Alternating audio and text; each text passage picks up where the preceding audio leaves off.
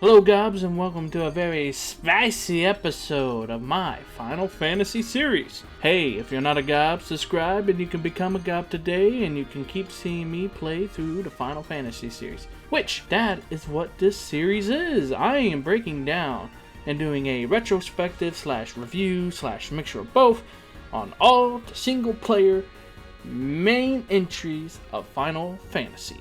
And if you don't know who I am, go check out my channel trailer for a full explanation. I got a lot of stuff to talk about today. First off, I want to break down how I am going to, break down these Final Fantasies, or how I've been breaking them down. I have 4 sections, which are graphics, visuals, animations, gameplay mechanics, sound design, voice acting, and music.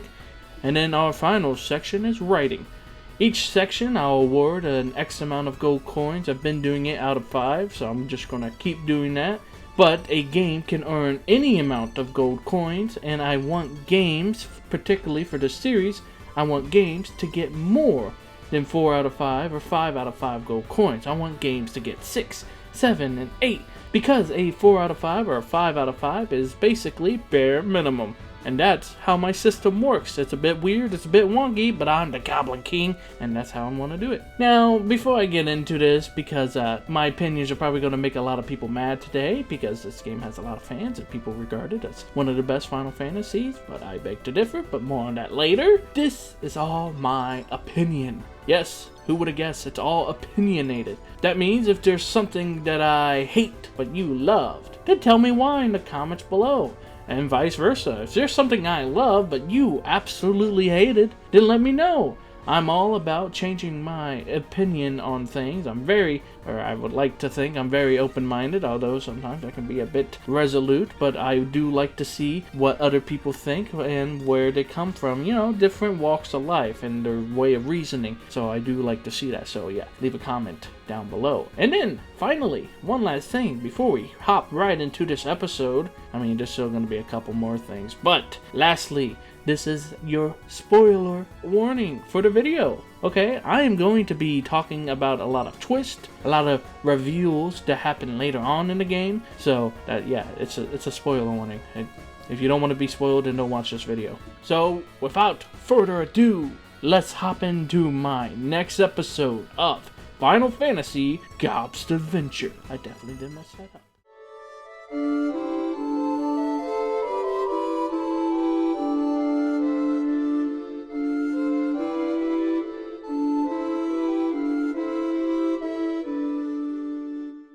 Now then, with it being episode 9, obviously we're talking about Final Fantasy 9.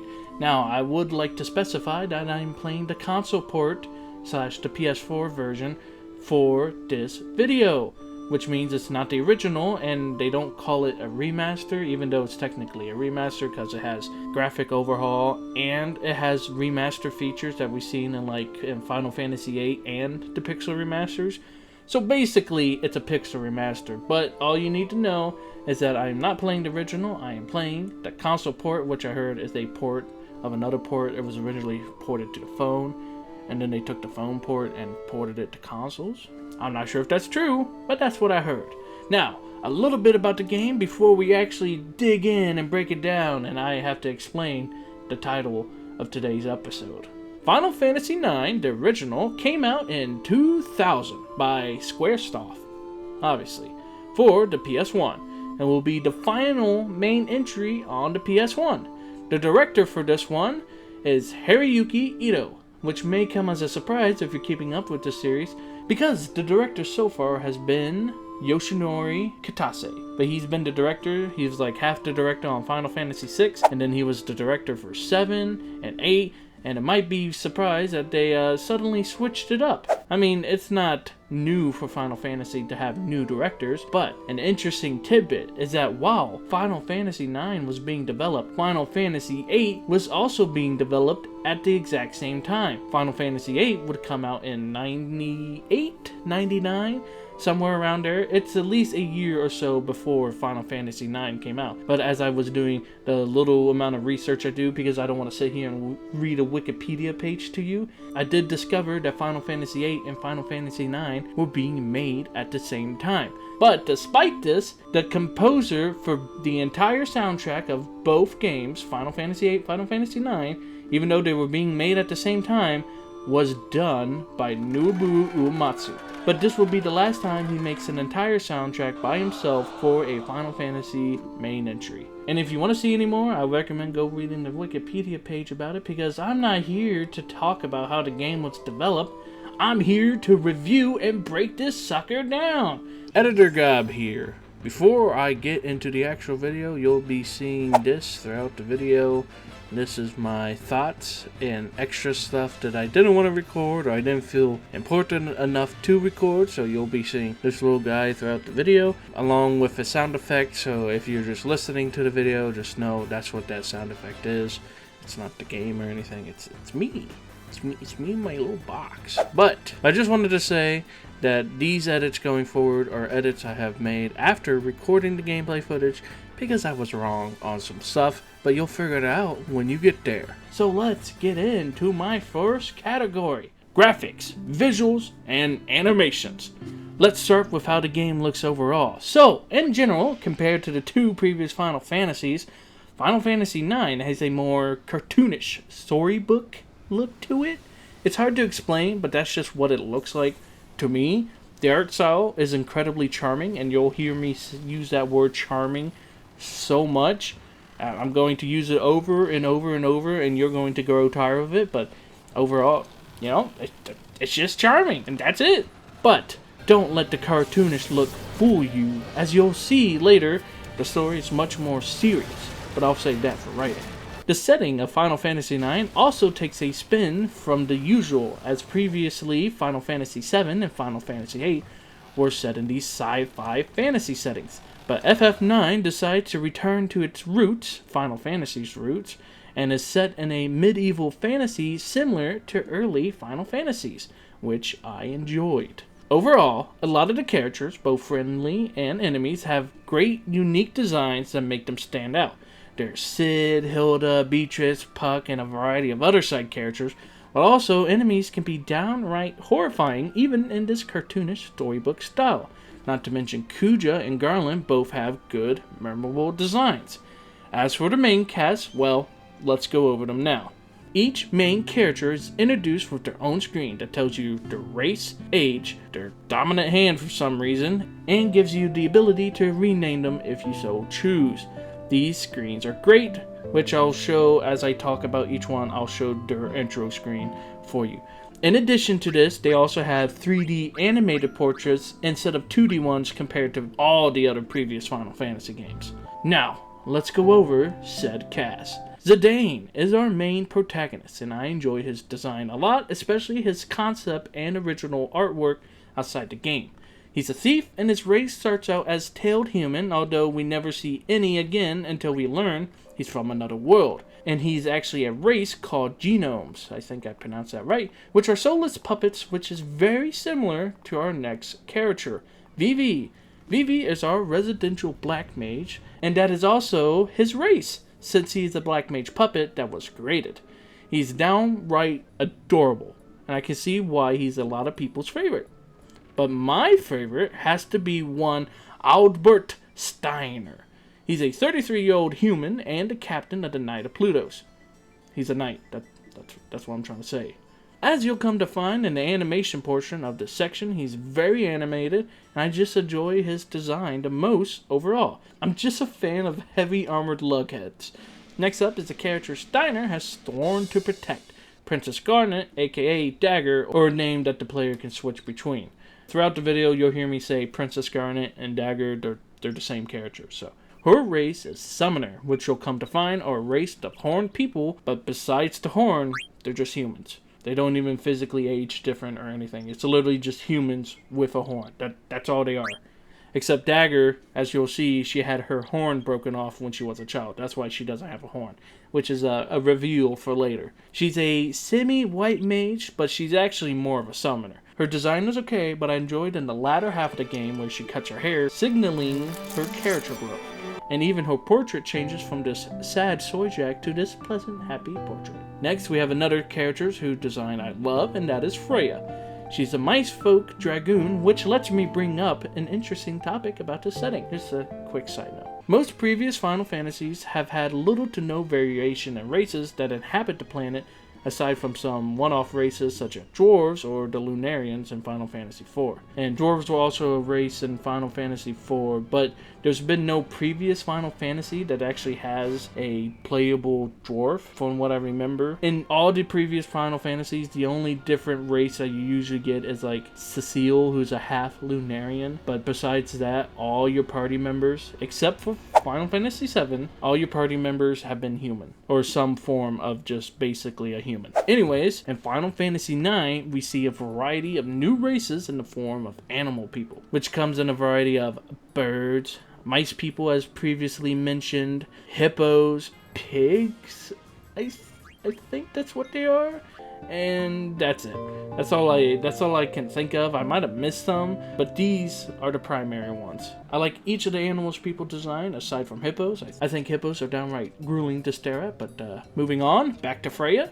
I think she has an awesome design, and I like all the little details she has, like not being able to see her eyes, and she has this little bow tied to her tail. Just a very pleasant design all around.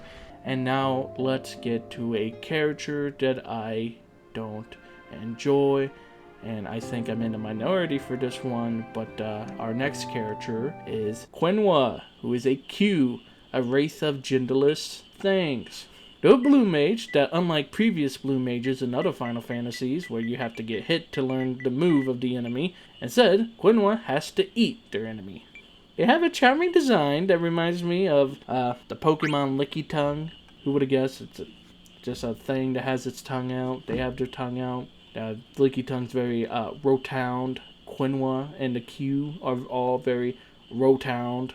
That's it. I don't like Quinoa. You'll come to find out later why I don't like Quinoa. But let's move on. After that travesty of a character, we are moving on to Yako, who is a 6-year-old summoner, the race mentioned before, and she actually has a horn. Her being 6 makes her the youngest party member in a Final Fantasy game, at least physically, since Vivi is technically only a few months old, although his physical age, as the game puts it, is 9. But these are some of the youngest people. I don't know how young the twins are in Final Fantasy IV, but to my knowledge, Yako and Vivi are the youngest main characters that can join a party in a Final Fantasy game. But getting back to Yako, she's a summoner, the class, not the race. Well, she's a half summoner, but not in that way. I mean, also in that way, she's a summoner, but she's really the primary white mage, since summoners don't get the ability to fully summon until they're 16, like Garnet is. But that's just a little lore. God knows his stuff. But Yako, she's just cute overall. Her design and the various little animations she do, like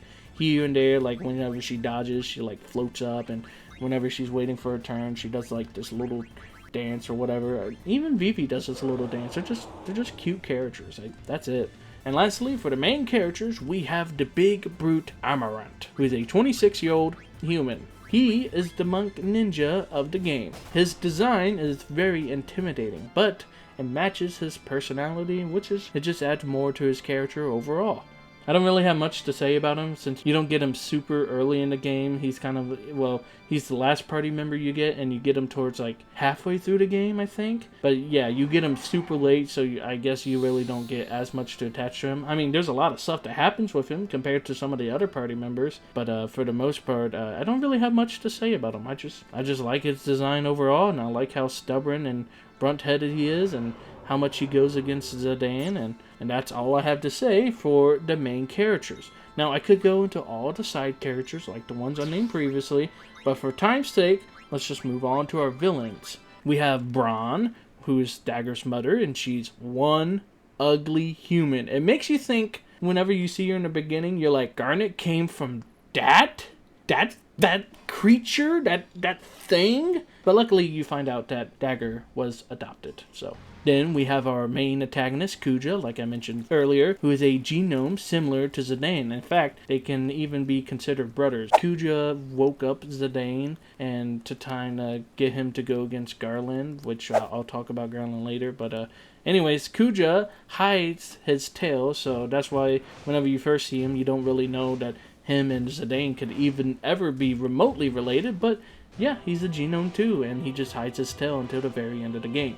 His design is okay. It looks very breezy.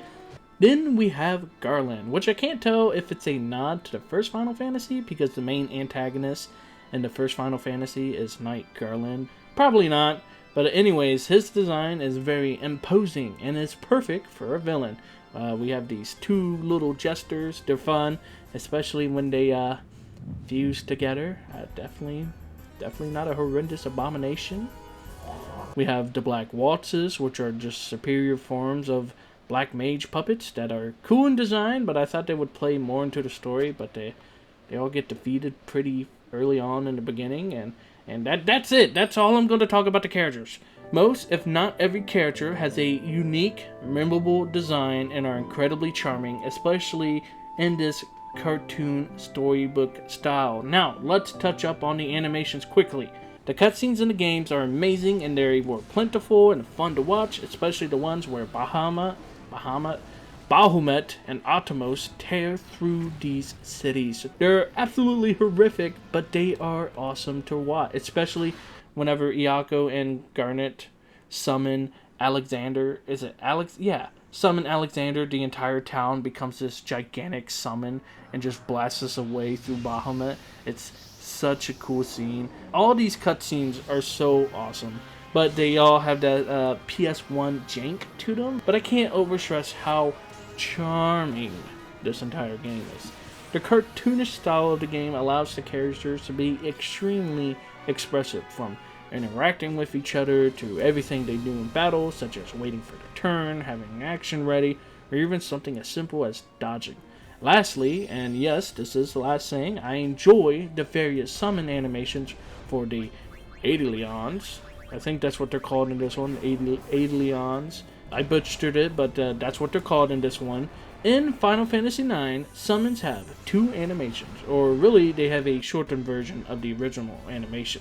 Gameplay wise, the short versions do less damage, but I'm sure I'll go over that in the gameplay section. Right? Overall, I enjoyed the way Final Fantasy IX looks. If I can't say it enough, this game is just incredibly charming. Every battle scene, dungeon, different map areas, and towns just work well together. Every town and various areas that you explore have these small but short stylized intros that I just enjoy immensely. There's even otherworldly places that truly do feel out of this world for this setting, and it just adds to the game overall. But for this edit, I wanted to talk about that in the console port, or the version that I'm playing, not in the original, there's these annoying gray textured bars at the side of the screen, which you'll see in the gameplay. And I just think it's unnecessary. It should have just been black bars, in my opinion. But since I got used to it, you know, because you have to get used to it, there's no way to turn them off throughout the game. I kind of just forgot about them. But you'll see these gray bars at the side of the screen that can be really annoying when you first start to play the game. But like I said, I got used to it, but they should have really just been black bars at the side of the screen. It's just another little nitpick. Now, back to the video. So let's just call it great, and graphics, visuals, and animations get 2 gold coins. Moving into our next section, which is gameplay and mechanics. Normally I break the game mechanics down to a T, but I just don't think that's really necessary. So let's just kind of skim over and talk about everything else before we get into how the main gameplay feels. I'm not going to be able to cover everything, and the stuff I do cover, I'm not going to go too in-depth into it because this video is already getting pretty long. But also, I don't think it's that important, but let's find out. Starting off, like the other Final Fantasy ports and remasters, this one has cheat modes such as 5 times speed, no encounters, you do max damage, etc. This one also has modes that you can't turn off. I didn't use them, but they're here, and this is what they look like. Everything is extremely self-explanatory. I don't need to explain them. Moving on. Travel is always important in these open world Final Fantasy games. You can travel by feet across the world map. There's various airships that you get, a sea ship at one point. It's standard Final Fantasy open world stuff. The variety of airships can only land in certain places and whatnot. And then lastly, the final airship that you get is the Nautilus, which is the ultimate airship that can land anywhere. But the truly most ultimate vehicle that can go across anywhere, that can go into the ocean and go across the ocean and can go to any island and even fly across the map whenever you want. Not whenever you want, you have to go into a forest. Hey, I should give it away. That's right, chocobos are back. Now, previously in Final Fantasy VIII, they didn't play that much of a deal. In fact, they were never used. They were just a complete side objective, which is also true for this one. But here, the Chocobo also has a side quest that goes along with it. In fact, you even need to do this side quest, as I'm going to call it. It's actually like a bunch of side quests tied together, but it's all based around getting the Chocobo. But you need to do this side quest in order to get like 3 of the party members' ultimate weapons, including Zidane's. So you have to do at least most of the side quests up to a certain point once you unlock being able to dive on a chocobo. And then once you unlock that, I guess you can stop it. But whatever, we're talking about chocobos. Now, in order to get the chocobo, you have to leave this town. You go to the chocobo forest, meet this stupid Moogle. I hate this Moogle so much. Meet him. He allows you to befriend Choco, and only if you help Choco seek paradise. He's looking for Choco paradise. In order to do anything in the side quest, you have to play the mini game, the most horrendous, most grindy thing of this game that I absolutely hated, and it is Chocobo Hot and Cold. The mini game works exactly as you think it is. You move around on Choco doing hot and cold, and you have to land on a very specific spot. Oh, I love lining up and smashing around in this area that says hotter until I find this very specific spot, because I was just 1 inch off of it originally. But I found out how to cheese it, which is simple. Just set the game to 5 times speed. You see, when the game is running in 5 times speed, it doesn't affect the internal clock, which means timers are unaffected by 5 times speed. Unlike in Final Fantasy VIII, where timers are actually affected by the triple speed or whatever the fast forward of that game is. Which means, during Chocobo Hot and Cold, you only have 1 minute to search this entire area. And sometimes it's 30 seconds when you go to the other area. But anyways, I tried to do this legitimately, and it is so tough. You know how I said you have to find the exact perfect spot? Yeah, that's why. You have to find the exact perfect spot. Luckily, if you're in 5 times speed, you could just spam the button, especially once you unlock Mountain Chocobo, which allows the Chocobo not only to travel over mountains, but it also speeds up the Chocobo Hot and Cold. He pecks faster, so you can literally just sit there and spam it. You can find 4 items to get to 10 seconds, and then once you find 8 items, the game ends. You get extra points for any time remaining, so you can kind of just blast your way through the points and get all the really good stuff that the Moogle sells to you or whatever. But the main point of this is finding Chocographs. Chocographs gives you a small screenshot basically of the world map. Go to that area, equip the map or the Chocograph, dig until you find a chest. Certain chests upgrades Choco to his next form, which allows him to travel across the mountains and then travel through the ocean, and then he can fly. And he's really better for traveling across the world map, except you can't fast travel on it, because when you're in the Nautilus, you can actually, for the first time in the Final Fantasy game, this is the first one, you can fast travel by selecting an area on the map, and then the Nautilus will just fast travel there.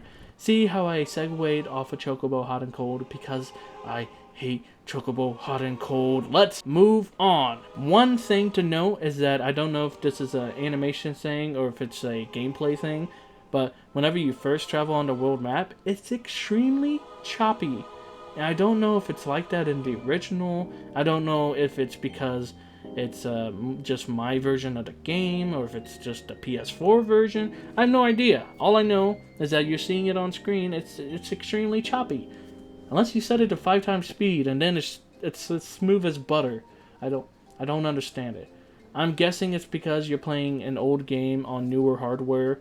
Quests are back. There's a variety of quests. The rewards they give are usually meager. I won't say all the rewards are meager, because some of them you actually have to do it to get the ultimate weapon for a character, such as Quinoa. You have to catch 100 frogs in the various Q marshes to get their ultimate fork. And then for Steiner, because you want to know how to get his best weapon in the game.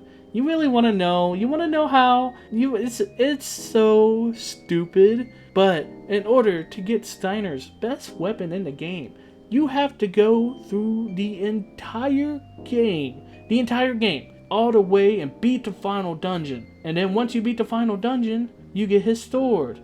Sounds a bit easy, but there is a catch. You have to do this in under 12 hours of playtime. Now, I don't know if you guys know anything about Final Fantasy, but they're not exactly short games, even if you just do all the main quest stuff. But luckily, the console port makes it easier. 5 times speed, max damage mode, no encounters mode.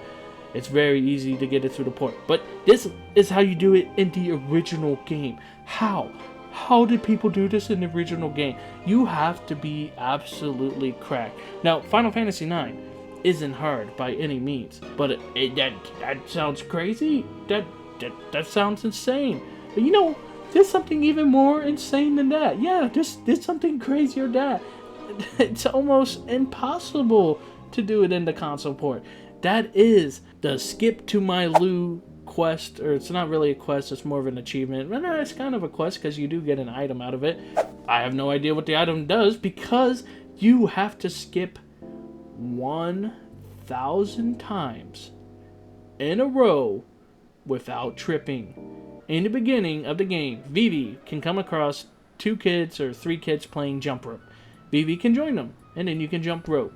And then if you move on to the next section of the game, then that disappears even if you return to the town. But eventually they do come back, and it allows you, gives you a second chance to try to skip rope 1,000 times without jumping. Look at this guide. This guide is insanity. You gotta put on some headphones, shut your eyes, and learn the audio cues to a T, and you have to do it 1,000 times in a row. This is insanity. You know what's even stupider than that? The super boss of the game. Yeah, the super boss sucks. It's actually it's not really skill based. It's entirely luck based. Because I looked it up. Even at max level, the boss can do like 2 moves in a row that just insta kills your party. And even at max level and the best equipment, it just 2 kills your party. Here's what makes it dumb. Anytime you put in a command, since I'm talking about gameplay, anytime you put in a command, the boss immediately also gets to put in the command after that character takes their turn. Yeah, this super boss is stupid. In my opinion, that it's not a lot of skill based. I mean, there's some skill to it, but a lot of it's just hoping he just doesn't insta kill your party. Extremely dumb. The super boss is so stupid. Now let's dial it back a little bit. Mini games return. They're like little sections similar to how they did it in Final Fantasy VII and Final Fantasy VIII. Unlike in those games, they're actually, all of these ones are quite fun. You can even direct a mother to sacrifice herself for her children. Isn't that?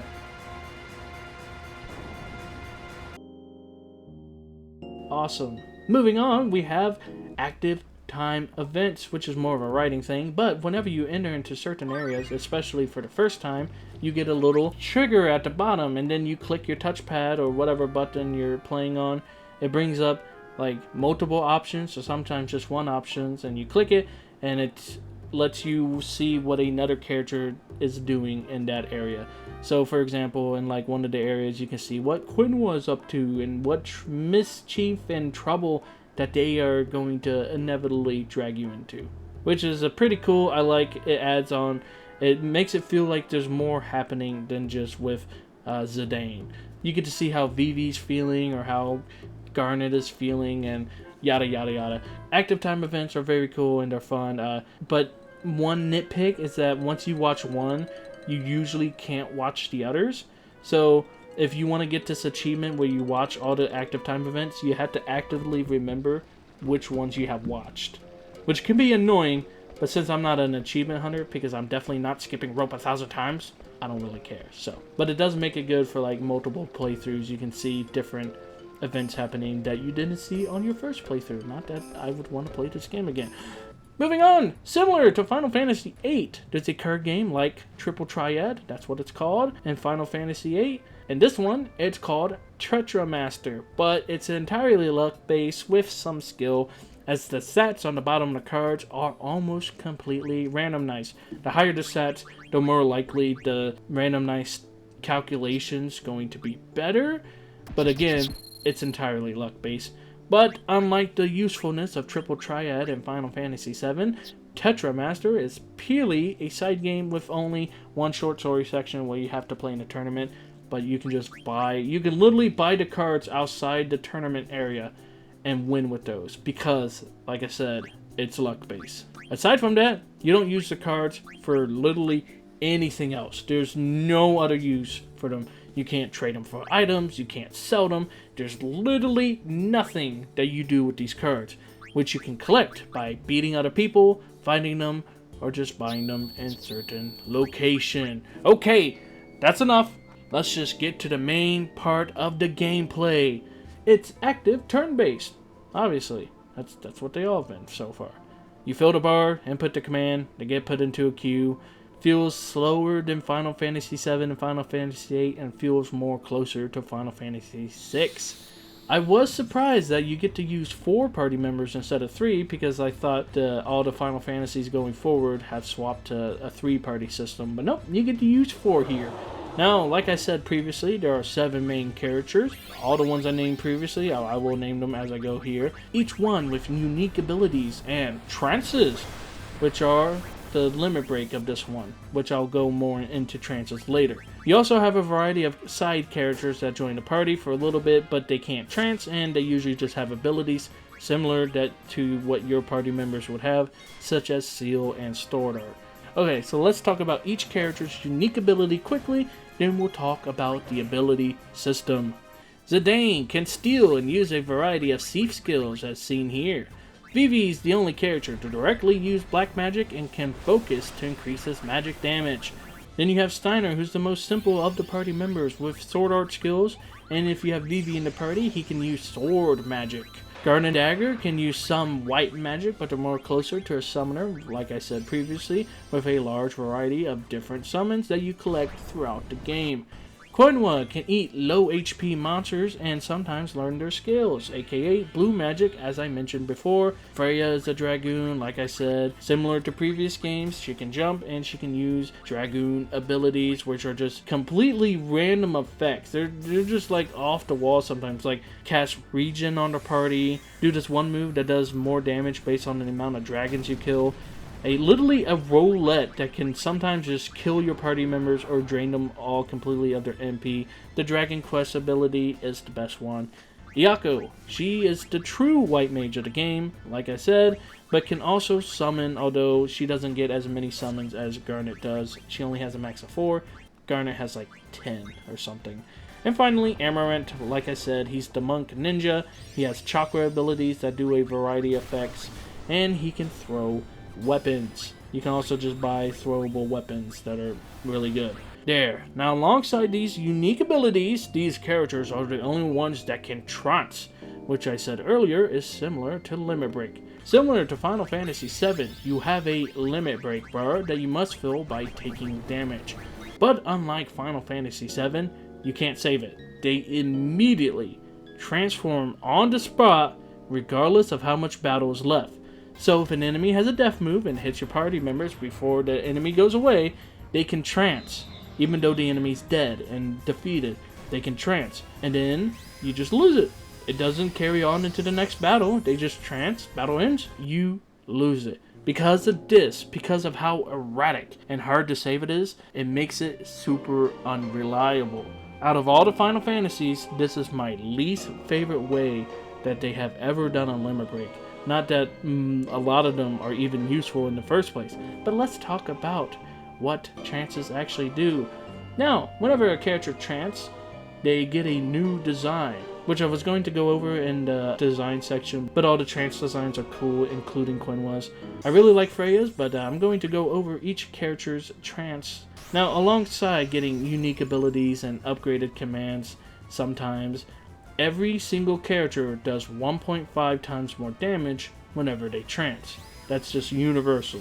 Now, like I said, most, if not all of them, get upgraded abilities and new commands. So let's go over everybody's trances.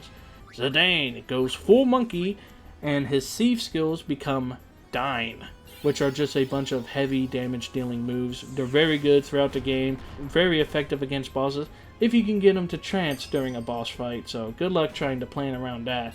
Then we have Vivi, whose black magic command becomes double black magic, which lets him cast 2 spells in 1 turn, which is awesome, and it's probably one of the best trance abilities in the game. Steiner, he doesn't gain anything, but he now does triple damage. Great early game, useless late game when he's hitting 8 to 9,000. Cool. Triple that, you can only deal 9,999 damage max with no way to go above it. Daggers, her summon command upgrades and causes the longer, stronger versions of the summon animations to play more likely. Freya's jump can now target all enemies. That's it. She doesn't get anything new either. It's just her jump can hit all enemies. It's good, but it's very similar to Steiner, in which they just don't get anything new.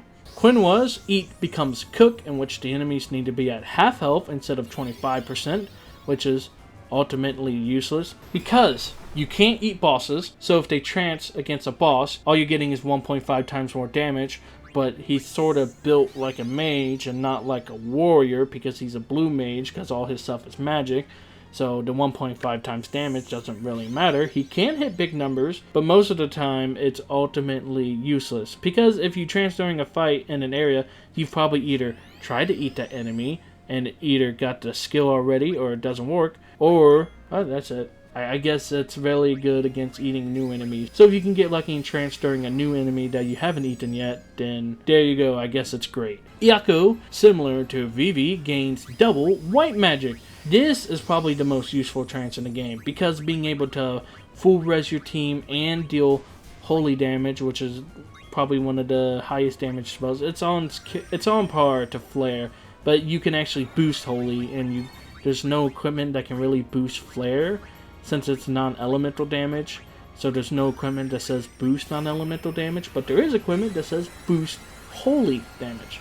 So yeah, or you can double holy and just tear through enemies. This is probably the best trance, and it doesn't even have to be situational. It can be good during fights, because you can just use the trance to top off everybody before you end the fight. And then finally, we have Amaranth. His monk abilities are able to target all enemies if they would normally instead target one. I don't think it works because he has chocolate abilities that can target one party member, but I don't think it targets all party members. So I think it only works against targeting enemies, and that's it. These characters, aside from Kuja, are the only ones that can trance, so the temporary people that join your party can't trance. And that is it for trances. Like I said, and it's not my favorite. You can't plan around it. I guess you can, like, if someone gets close to trance in the late game, you can, like, go and swap for someone else and just save their trance. But then you have to kind of predict when you're getting into a boss fight, so you have to travel all the way back and then swap out in trance. And since there's no in-game way to turn off encounters, I mean, I guess you can, like, use the cheat mode and turn off encounters and save the trance for the boss fight. But again, base game, there's just no way to save it. There's just no way to predict it. You can get an ability which lets them trance faster. Basically, if they take damage, the trance bar fills up more, and that's about it. I just don't like this limit break system, except for Iaco's and Vivi's, and everyone else is just kind of stinky. I mean, Zidane's can be really good, but everyone else is just, it's just nothing. But let's move on, because there's one more aspect of gameplay we have to touch up that makes this game very similar to Final Fantasy IV, which, if you've seen that video, I hate Final Fantasy IV. But you can't do anything to the characters or change how they play. Sure, you can give them equipment that boosts strength, but in the end, Zidane and Steiner will be the warriors and Vivi and Garnet will be the mages, as you can't change their commands whatsoever. There is this ability system where equipment grants abilities like becoming immune to certain status effects, increasing HP, making spells stronger, leveling up faster, etc. Gain enough ABP in battle, they'll master the ability on said equipment, and now they can equip the ability without needing to have said equipment equipped. But these don't really change how the character plays, it just makes them stronger. So all in all, I talked a lot, but ultimately this makes Final Fantasy IX really simple, especially when you compare it to Materia or the draw mechanics or the, what do they call, espers in Final Fantasy VI, where you can build this character. Essentially, characters are blank states usually. They all have like their base stats that are garnered towards something, but ultimately, like with the Materia and draw mechanics of Final Fantasy VII and Final Fantasy VIII, you get to strategize and you get to make the characters that you want to make. You want to make Cloud a mage? Slap a bunch of magic on him and now he's a mage, and the same as vice versa in like Final Fantasy VIII. You want Squall to be a tank or whatever, then you just slap like some guard and stuff on him and just buff the crap out of his health. You get to decide how the characters act and add to what commands and abilities that those characters can do. Here is very similar to Final Fantasy IV, in which the characters are locked in to these abilities, which I said, it just feels very simple. Final Fantasy IX overall, it's just simple. Rarely did I have to switch the equipment around to fight bosses or strategize. Usually it's like, oh, that's its mechanic, cool. Like there's a tree boss that you fight, you're like, oh, use fire because it's weak against fire, but that lights the tree on fire and then it just does a lot of damage. It's like, cool, don't do fire now, and then that's it. Most of the game is like, okay, look at this equipment. What doesn't this character have? Okay, put this equipment on them. Run around trying to get to the next area, earn enough ABP. Cool, they mastered it. Swap to the next equipment. Swap to the next equipment. And they're just learning abilities. As the characters level up, they can only equip so many abilities because each ability costs some amount of points. I forget what the points are called, but it costs X amount of points equipped, and the characters only have max number of points that they can have equipped. So as they level up, they get more points that they can equip, and yeah, it just makes them stronger. But you don't get to decide what they do. And from what I found out, because I usually try to use everyone equally in the game, because starting from like 6 going forward, because 5 previous you have to use them, but 6 going forward, since you have all these party members, you can't really use your favorite, because in the end game, except for Final Fantasy VIII, you are forced to use your other party members, so you can't just like pick your favorites and just use them. So I prefer like having to use everybody, because in my opinion, I just like everybody in these Final Fantasy games. There's not a character that I vehemently hate, except for like 1 or 2 here and there. Like I hate Quinwa and I hate Kate Sif, although I'm kind of coming back around on Kate Sif, but I definitely hate Quinwa. But in Final Fantasy IX, in that final dungeon, it doesn't matter. Once you get into the end game, you can use whoever you want. You can use whatever character that your favorites, and you can just say screw everybody else. So once you find out whoever has really good moves that you enjoy, like you'll probably use Iyako because she's the only character that can use full life. So like, yeah, of course I'm going to use her. And then when you find out Freya can do Dragon Quest, which you just got to kill 100 dragons, which there's an area that just constantly spawns dragons that you can easily kill. Yeah, you can just easily get to 100, and then she just does max damage that goes through resistances, and it just does max damage. So there's kind of like, once you get to a certain point in the late game, it's just nothing matters. The final dungeon, all these previous, I keep talking about these previous Final Fantasies, the final dungeon has a puzzle mechanic to it. In Final Fantasy VII and Final Fantasy VIII and 6 too, they all have these puzzle mechanics, and it kind of makes you strategize, like use your other party members more. But in 9, nope, it's just a boss rush. You can just use your favorite people, get through the bosses, and then cool, they give a big speech as they always do. I like the speech, and it's like, cool, now pick your party for this next final fight. And it's like, the people I've been using? You're not gonna force me to use anybody else, so I'm just gonna keep using who I'm using. Then you just go against the final boss, and that's it. That's the end of the game. And it's like, I don't know. When I was playing this game, I did have fun at times, but a lot of the time, it got really monotonous, because all it was is like, okay, out of the battle, put on the next equipment, and then just keep moving to the next area. So I'm like, it's just so trite. Simple, is that the word? But simple doesn't mean bad, but it does mean boring for me. But you know what? There's a silver lining. At least I wasn't forced to use quinoa before I go on an even longer triad. Like I said, I had fun throughout the game, but certain sections just feel really drawn out. The battle system, the character system, it was just all snoozer, in my opinion. It's playable, it can be enjoyable, but overall, it wasn't my favorite to play. I definitely wouldn't want to play through it again. Now, I know there's a couple other editor gobs running around here, okay, but for this one, it's right before the gameplay ends. Now, there's extra gameplay features that I didn't go over, but I don't feel like the need to, because, again, it's not really important. The one thing I wanted to touch up on the gameplay is, as I was playing through this game again, I found it to be a lot more boring. Like, it just feels slower than I originally thought. I feel like it should have just been straight true turn-based. Of course, this has active and wait mode as well, so active means the battle is constantly going regardless if you're selecting an option or not, which adds a bit more tense to it. It makes it a bit more like you have to make your decisions quicker. And then wait mode is just like in the old games, where if you're in a magic menu or if you're in an item menu, then the game or the other characters pauses. But even with active mode, there's just moments where I'm just trying to get this battle over. Now, this could just be a product of I don't like replaying games a whole lot, in my opinion, if I already beat the story and the story's not going to change. But I had fun replaying through 8, and I had fun replaying through 7. I didn't have fun replaying through this, the little that I did, and recording it. I think for gameplay, because you're seeing this before I actually give the gold coin, but yeah, originally I was going to give it a gold coin, but I think the gameplay is actually more boring, and it just hurts the game even more.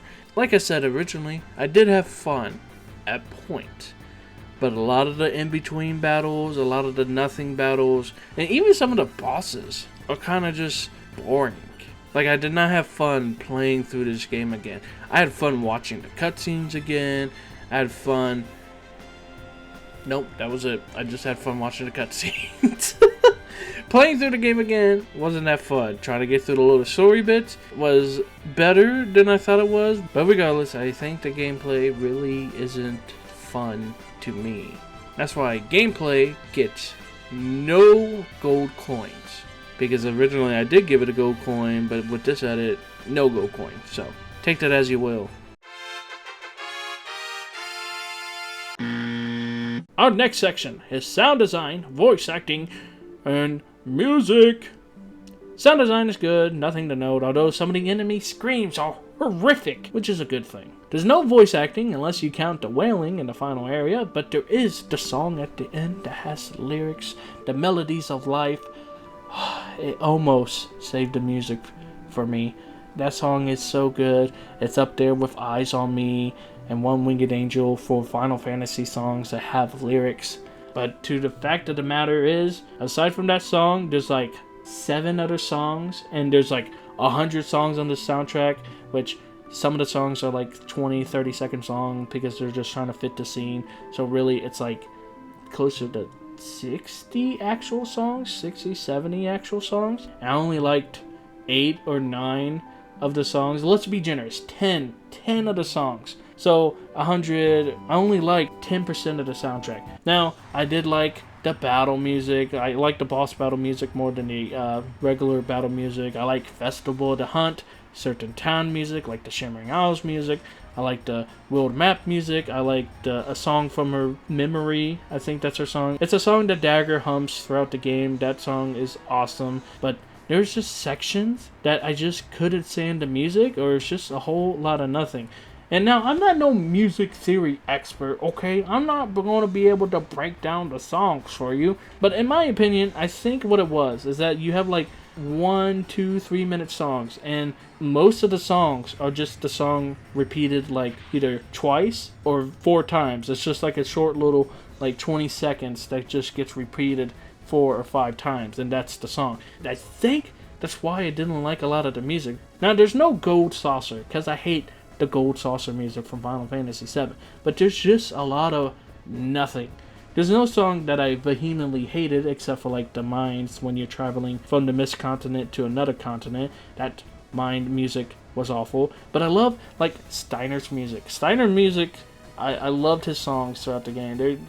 He has, or not his songs, he has 2 songs, but they're very fun. There are tracks that I like, but a majority of the music just does not sit with me. It just does not work.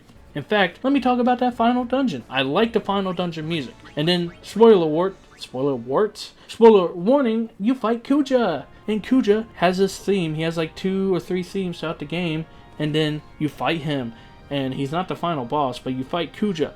And it sounds like a final boss music. The Darkness of Eternity. Awesome song name. It sounds awesome to listen to. The fight, it was okay. It was nothing. But just the whole build up and everything to it, it feels like Kuja should have been a final boss. The Darkness of Eternity is such a good song. And then you fight the final boss. And it doesn't hold up well. It's good.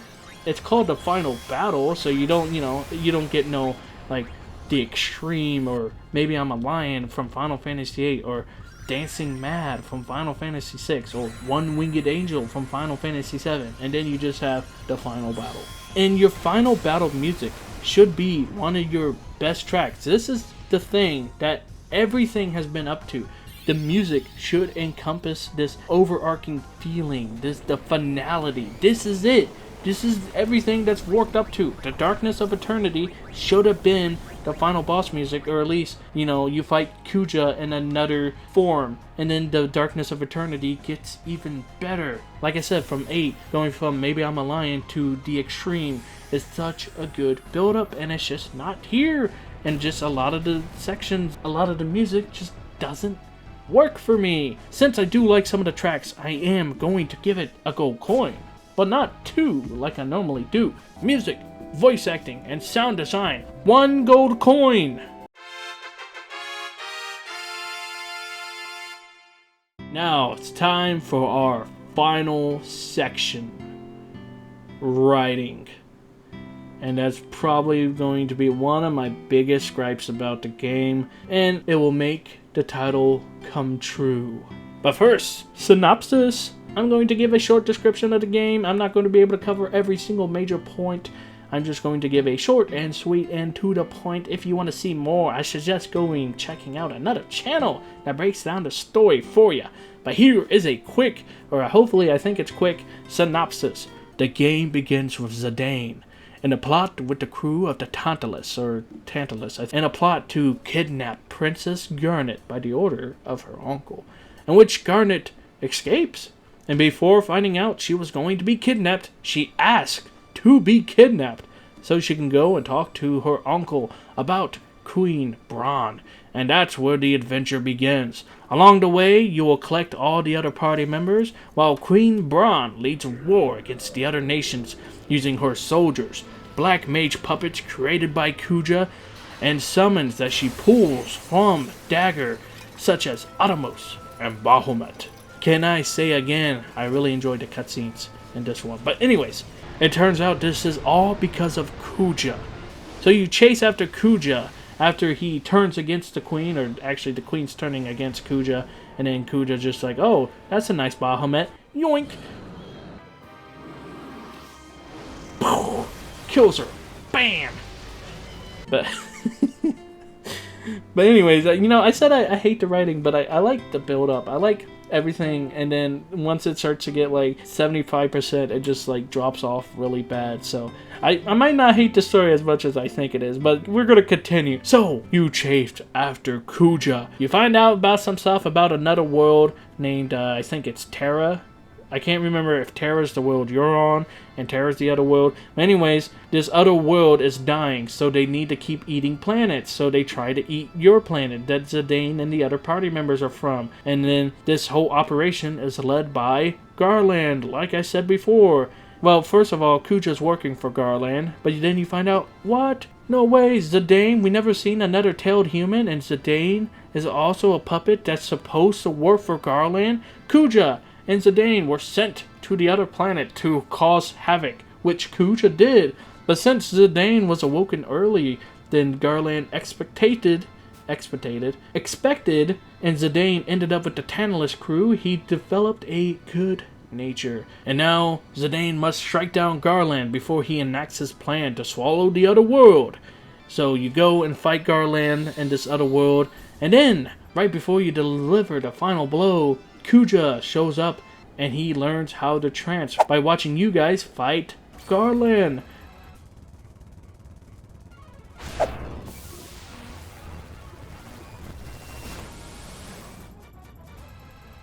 And then Kuja kills Garland. And then, before Garland officially dies, he tells Kuja that he is dying. Much like the black mage puppets that Kuja created, Kuja is also a puppet on a limited lifetime. Now Kuja, being extremely upset and not wanting to die, decides he's going to take out life itself, mind you, life itself, along with him, so he doesn't have to die alone. So you chase Kuja to the final dungeon, where some more exposition's happening, blah blah blah, the planet's eating the other planet, you have to stop Kuja before it happens, blah blah blah. There's this crystal. For whatever reason, the game decides now is the time to go into a deep dive about the meaning of life and everything in existence on the planet. You find out everything draws to a single point. Everybody's memories, everything, literally everything is connected, and it all manifests in this crystal. Garland tells you, don't let Kuja touch the crystal. And then you fight Kuja, and Kuja touches the crystal, and this unleashes Necron, which I actually looked up the final boss because I didn't care for this final boss. Yeah, so yeah, he's the final boss. Yeah, Necron. He's not the creator of everything. He's like an entity that exists within chaos, and I don't know. It's stupid. And then you fight this thing, and then you kill it, and then yeah, that's it. And then it's like, okay, the tree. I talk about the tree. There's this tree that Garland put down that's filtering out the souls, because Garland's going to swallow the planet, and then he's going to take the people's souls of the planet he swallowed with his planet and put it in the genomes. Man, this sounds crazy. This sounds like a... But if you played through the game or read through a story or watch someone explain it, it would make much more sense. Anyways, this tree goes bonkers. It goes crazy. And then this ending, it just makes me so mad. Throughout the entire game, Zidane is learning that he shouldn't have to burden everything on his own. He has to learn to trust others and his teammates and work with the person he loves or something like that. What I'm trying to say is, at the end of the game, he decides to go to Kuja, who's still alive, in the middle of the tree that is thrashing about trying to kill everything that's near it. Kuja, the guy who supplied weapons, convinced because she wasn't in her right state of mind. I mean, not condemning anything she did or anything, but still manipulating this mentally unwell woman, okay, into drawing the summons out of her daughter and then using those summons to kill thousands of people. And then he turns around and he does the same thing, kills Queen Byrne, and then he attacks Alexandria. I think that's the name, that the kingdom that Garnet's a princess of. Anyways, he turns around and uses the Bahamut to attack that kingdom, and again, kills tons of people, including children. Okay, I would like to mind you, he convinced people to kill children.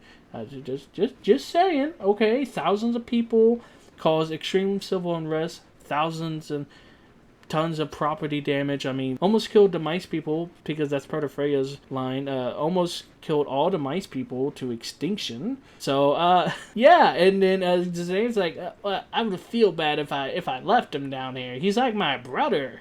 You know, my loved ones that I have learned to come and trust, and you know, but I gotta go to him. I just got to. And then he like sonics down the vine. Then he's like with Kuja, and he's like, well, what do I do now? And then it just played like he's dead, and that's the game, guys. He comes back in the end, but whatever. It's so the end sections is just so nothing. And then there was points throughout the stories, like the story kept hooking me in, and then nothing would happen for a while, and then something would happen, and I'd hook again, and then nothing happened for a while, and that's just part of it. But here's the thing, people said that these were some of the best characters in a Final Fantasy game, and I'm like, I can see it. I used to be super against it, but now I'm like, they're charming, okay, the way they act, their personalities, that's the way they act, but their goals, they're all charming. Like, I'll say that, I like these characters, but their stories are downright done dirty. If you are not Zidane, Vivi, Dagger, then your story's just tossed out the window. Even Vivi gets tossed out the window at the end. He has the Black Mage puppets, and then after that, it's just nothing again. He's just this figure following around, fighting Kuja, which is fine. But when you find out that Zidane is a genome and a puppet that's created to serve a purpose, similar, like Vivi was created by, I'm assuming, Kuja to serve a purpose, you think they would have like a moment like, hey, how do you cope with this, Vivi? Or hey, what do you think, Vivi? We're not so different. And you think there would be like this big cutscene where they talk it out and they're like, wow, we're not actually that different. And there's nothing. They don't talk about it. But you know what was interesting to see? For the first time in any Final Fantasy that I've ever played, this has been the one that explores infidelity? Yeah. So, you meet Sid, who is Dagger's uncle. It turns out he is an insect known as an oglop. Lop! Anyways, his storyline is that you have to find his wife, because his wife is mad at him, and you gotta find his wife to transform him back into a human, because the continent is covered in mist. They found out how to turn the mist into energy, so they made airships that can fly using the mist as energy. But then once you go to that tree, or the tree that Garland put down, and you kill this thing, all the mist on that continent clears up, which means all the airships no longer work. So now you have to get Sid to build you an airship that works without mist. But, see where this is going? He's an insect. He can't exactly work on an airship for humans as an insect. Also, his mind is also hinted at starting to go because he's been an insect for so long. So, as you're working through the story and you try to transform him back and it just doesn't work, eventually you figured out why she transformed him into an oglop. And like I said, first one to explore infidelity, people. And that's because Sid cheated on Hilda, his wife, with a one-night stand at a pub because he got drunk. Now let me ask you, this is a food for thought. In the comments down below, tell me if cheaters deserve a second chance, especially in this scenario. Now, it's one thing. Go get the wife, bring back, it's like, hey, the world's going to end if you don't transform Sid and back into a human so he can make an airship for us. So the world will literally end. And then she'll be like, okay, I'll transform him back. But here's the thing. Sid says, oh, I'm so sorry, my dear. I love you so much, and I'll never cheat on you again. Even though I cheated on you by getting drunk at a pub and a one-night stand. And then Hilda immediately forgives him, turns him back into a human. If you cheat on me again, I'll turn you into something far worse. Now, I'm big for giving people second chances, but, you know, even at the sake of the world, sure. It's just... No, that's wrong. No, fix this. No, you can't teach that as a lesson. Remember, kids, if you cheat on your partner, it's okay if you say you're sorry and that you love them and that I guess you can threaten them. I mean, you can't turn people into insects in real life, but you can probably like threaten them with a big sword or something. I guess. So if you do that, then you're gonna have a happy and loving relationship. No. What it should have been is that she didn't forgive him, but she'll transform him back for the sake of the world. And then they explore this plotline of infidelity and loyalty, and give me something more to work with. That's all I want. That's how most of the story felt. Give me something more to work with. Freya, cities explode. Her people are almost hunted to extinction, or at least I'm assuming they're not going to give us exact numbers. A lot of her people die in very horrific manners. Possibly hinting at her king of the people dying, and the king's son dying, and a lot of kids and adults dying. And sure, she's upset for a little bit, but that's it. She's upset for a little bit, and it's like, okay, gotta lock in, gotta kill Kuja. And then she also has this other plot where her boyfriend went missing, who's also a dragoon. That's why she started traveling the world. She waited 3 years for him to return. He didn't return, so now she has to travel the world. She finds him right before that city explodes, as I mentioned earlier. He has memory loss, doesn't remember at all, and then that's it. That's the last we see of him. All the way up until the ending. And then he still doesn't have his memories, but now they're in love because it's been 3 years. They've fallen in love again, or so to say, I think. I don't know. That's an interesting concept. I wish we could have seen more of that. But, I wish there was at least a couple more scenes where she had like a heart-to-heart with someone, or at least some of the other party members about,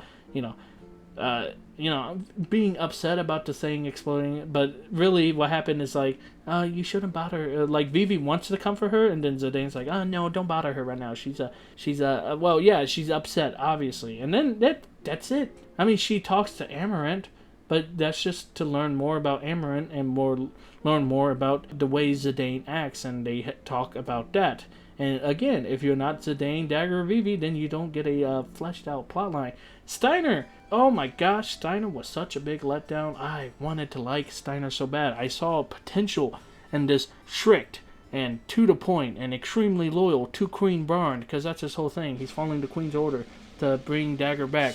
And then he's like, oh, I just want to protect Dagger now. But Steiner's whole thing is that he can't see the things that the Queens are doing. Like, he's like, oh, she would never start war. You guys are lying. And he also really hates criminals. So he hates Zidane because he sees him as a thief trying to steal away Dagger and just a vagabond or whatever criminal words. He hates criminals. That's Steiner's whole thing. And throughout the early game, or like halfway to the half point, before Queen Barn dies, Steiner's whole thing is that he's like, is what I'm doing right? Is what I'm doing what I want to do? Am I following my own path? Is this what I want to do? And there's hints of him having a turnaround, and then he does have like internal monologues. He has this like talk within himself, like, am I doing what is right? And then you think he would have a scene, a realization, a turnaround scene.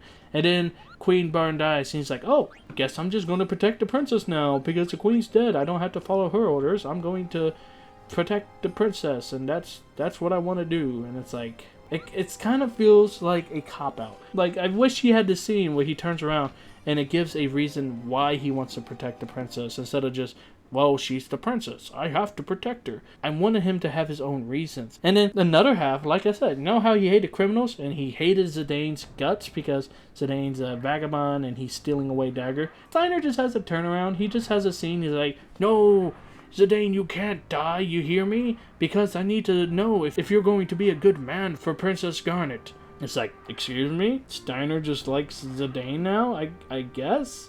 Okay, I wish there was a scene where Steiner and Zidane talked it out and talked to each other, and we could have seen them have at least Steiner have a turnaround, I guess. I could go on and on. Quinwa adds nothing to the story. They say Steiner's comic relief. No, Quinwa comic relief. And no, Quinwa's not comic relief. Quinwa's rage baiter. They baited me into being rage. I don't like Quinwa. They had nothing.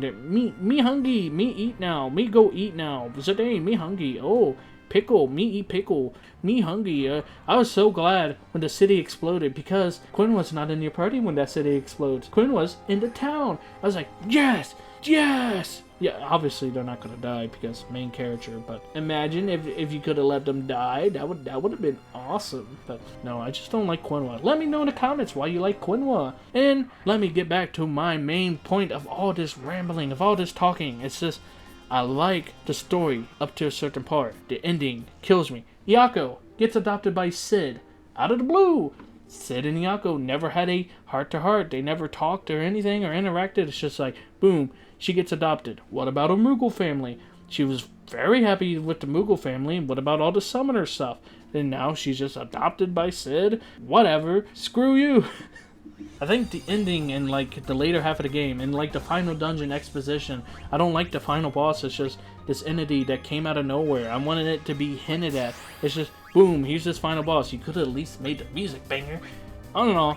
I could see why people like this game. The characters are extremely charming, but the story, the story just doesn't work. Like I said, hook me in, let me go, nothing happened. Hook me in, let me go, nothing happened. Blah blah blah, exposition, hate the final area, hate the final dungeon, whatever. I just wanted to complete this game and get this out of the way.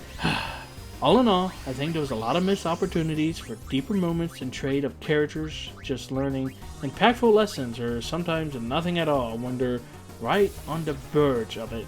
Although it's not a bad story, it's just not a great one in my opinion. I think the problem was it was overhyped.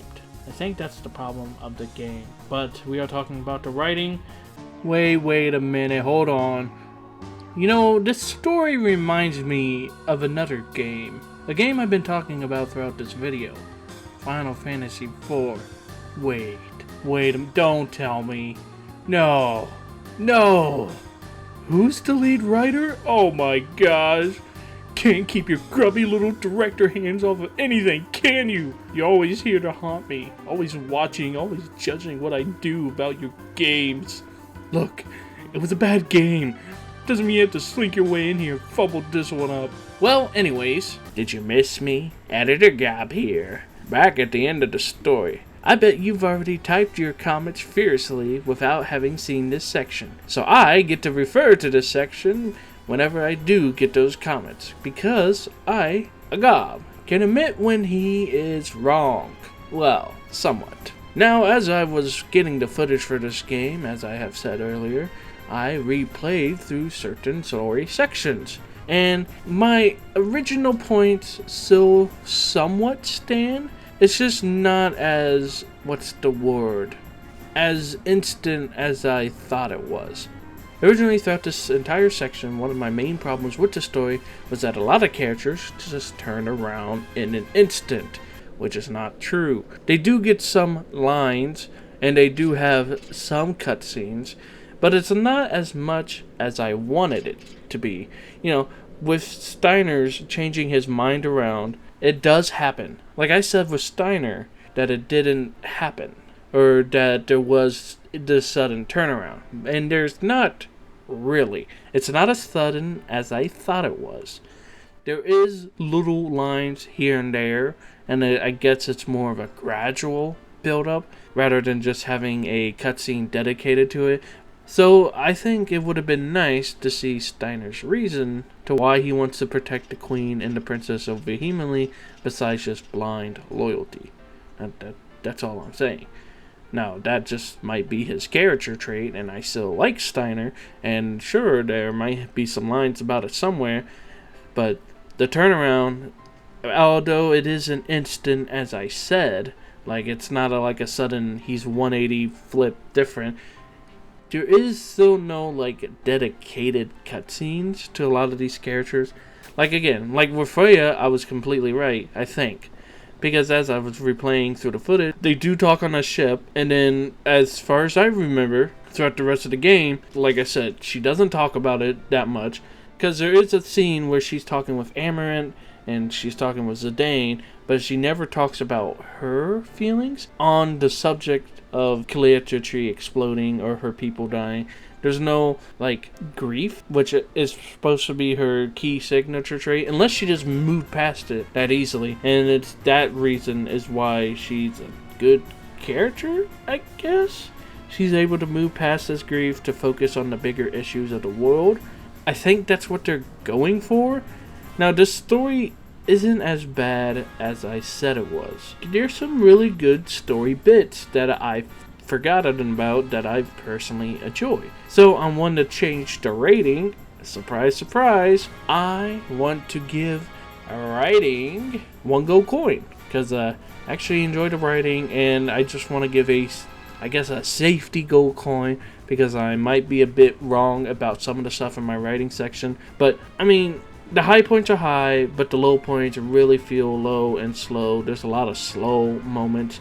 I guess that's the game just gradually building onto the story. Or maybe it's because I got to the end section and I had to grind Chocobo hot and cold, as I want to do all the stuff in the game for these reviews. And maybe that's what caused it to feel so slow. It was just hours and hours of grinding in between, trying to get characters leveled up, trying to do Chocobo hot and cold, and trying to do all the other stuff to tie it together. And that eventually just creates a feeling in me that I just want to get this game done and over with. But I don't think the story is as bad as I said in the writing section. So Gob can need his shorts too. And yeah, I originally was going to give this section no gold coins, but it can have a gold coin because I don't think the story is that bad. It's definitely a lot better than Final Fantasy IV. Way better. Way better. It's way better than Final Fantasy IV, so at least deserves a gold coin for that. But gameplay can say it's 0 gold coins, which leads me, I'm out of here. Editor Gob out of here. This is the last time you'll see me, guys. I know, thought the video was so heartwarming. I mean, I only showed up a couple times, but I'm out of here. Hope you guys enjoy the rest of the video. Just not that much, and sorry for making it a bit longer. Sure, the story's good at moments, but a lot of it's just nothing. It was just nothing to me. And then the ending just like left a bad taste in my mouth, and I just get fired up. I'm like, I just think about what could have been. If they remake this, add more story. Please. I want to see more character interactions. I want to see more characters' feelings. I want to see more, even if it's an exposition, I just want to see something more. And that's like the greatest critique. But there's just not enough in there for me. Again, there's just moments where all this stuff is happening, and then it's just extremely slow. But again, this is all my opinion. At the end of the day, that's all it is. It's just my silly little opinion. And that's my final thoughts. Would I recommend you to play this game? Absolutely. You should absolutely go out and play this game for yourself and see, maybe I missed stuff. Maybe there was those character interactions. Maybe there was those turnarounds that I just wasn't paying attention to. You could let me know in the comments down below if that's the case. But my final rating, and once we tally up all the gold coins, for me, this game is a 4 out of 5 gold coins. Which means it's an okay game. And again, I'd recommend it. Go play it. Maybe you'll like it more than me. Maybe the charming settings and the charming characters are just enough. They're just enough to be good for you. But the gameplay is rather dull, rather bland, in my opinion. I didn't have a lot of fun. And then like the music ties into it. A lot of the music was And when your music and your gameplay is it's just a bad pot of witch's brew. But hey, if you made it this far, thank you for watching. Again, let me know your opinions in the comments. Maybe there was stuff I missed. Maybe there's aspects of the game that I hated that you love. Maybe you love Chocobo hot and cold for some reason, you psychopath. And maybe you like quinoa for some reason, you psychopath. I'm just kidding. Again, this is all just my silly little opinion. And if you want to see what I feel about Final Fantasy X, subscribe. You get to become a gob, and you stay tuned for more. It'll be a bit before I get that video out. And, you know, if you do make those comments, if you do leave those comments, and if you do absolutely hate my guts, I will remaster this series eventually. It's going to be a more story-driven review, but it's still going to be a review where I might just go back through and play the game again and just find maybe I was wrong. And maybe your comments can help me realize why I was wrong. That's it. I'm done yapping your ears off. Thank you for like putting me on as background noise or something maybe. I hope you guys enjoyed the video, and I hope you gobs have a lop of a day. May your adventures have a good finality.